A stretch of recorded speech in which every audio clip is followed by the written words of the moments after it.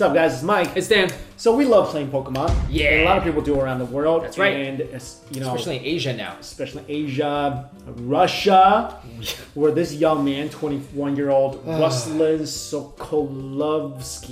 Sokolovsky, he decided to play Pokemon in a church, which a lot of people had done, I'm sure. A lot of people play Pokemon in churches during weddings. Yep. A lot of occasions where it's probably not appropriate to play Pokemon. Right. But not only did he play it at this church, first of all, he filmed himself. Yes. He's a vlogger. He filmed himself. Apparently, maybe he was saying some language that wasn't so good. And basically just making, and he's a self-proclaimed atheist, right? Yeah. So he's basically just making a mockery of the whole institution of religion. And now he's been arrested. So I think this is the first major documented case where somebody got arrested playing Pokemon Go in a place they weren't supposed to. Yes. Because so far you just hear about it. You're like, oh, people are in cemeteries, people are in museums, war memorials. Like that was like, one of the worst, like maybe labor camps in Germany or whatever.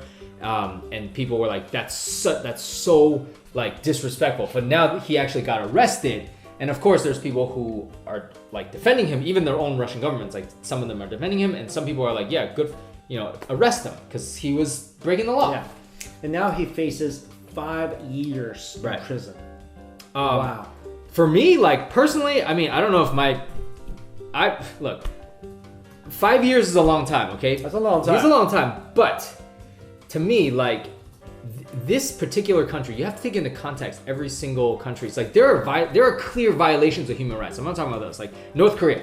I don't care if you live in North Korea or you don't. The things that they do to people, that's wrong. In China, human rights violations. If this region, which is very Russian Orthodox, okay, and that's a big deal, and there are laws and there are, a lot of things where you can't do, and you go do them, and you film yourself, and you put it on YouTube, I'm sorry, man, I don't have sympathy for this kid. I don't, and you know what? Some of you guys out there might be like, how can you be so cold-hearted, blah, blah, but to me, like, it's not like you don't know these things. It's not like you're just like, one day you're walking and you accidentally are playing, and then they catch you and throw you in a prison. No, he knew what he was doing. He decided to do this, and I just think that like in his own way, he's kind of pushing the envelope here. Yep. I didn't know that this is a law. I mean, maybe he does. Right. I mean, if I knew this is a law where like, okay, I could really get into trouble for this. Right. Then I'm not doing it. Right. But he decided to do it. Right. And the consequences is insane. Right. And of course, this is they said that the investigators, they've applied the harshest possible legal definition. Like basically they are maxing out the sentence, right? Because they do feel that this was not done just kind of like mistakenly. This was done purposely. And even the kid here, I mean, he definitely is sticking to his guns. He's like, nope, I'm an atheist. I don't need to give you a reason at all. Whatever. If you want to throw me in prison, throw me in prison. I mean, I don't know if he wants to go to prison, but he's accepting it fully. He knows full well what he's doing. Well, I mean, this is a crazy law. This apparently happened after the law was toughened up after the whole Pussy Riot thing a bunch of years back. So, but yeah, I mean, this is kind of crazy. Playing Pokemon Go and go to prison. I mean, Amnesty is calling for his release. So Amnesty does feel that this is, and I have nothing against Amnesty. I think they've done a lot of great work actually cracking down on human rights violations by nations.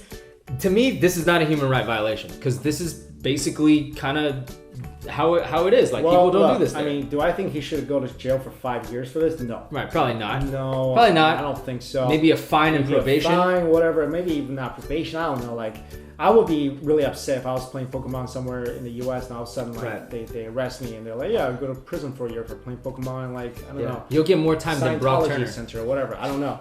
Oh, Brock Turner. Dude, that guy's such a Do you realize that it is anytime somebody gets a sentence for doing anything other than murder, like anything, now he's the butt of every joke. Like, oh, well, you got more time than that guy. Like, this guy could potentially get more time than if you rape somebody in America. Yeah. That's ridiculous. Really so crazy. Yeah, but also one thing is, dude, if you do play, look, Mike and I always advocate doing things safely. Like, we play Pokemon Go a lot.